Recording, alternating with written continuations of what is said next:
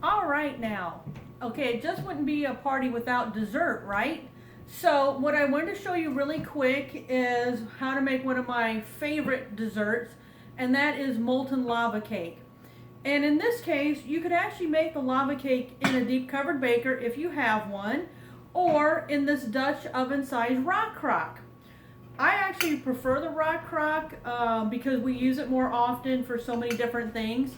Rock crock can go stovetop, microwave, oven, broiler, dishwasher, barbecue grill, dishwasher safe, I think I said that, and this one has a crock pot base that you can use. I do still love the deep covered baker, but it can be used only in the oven and the microwave.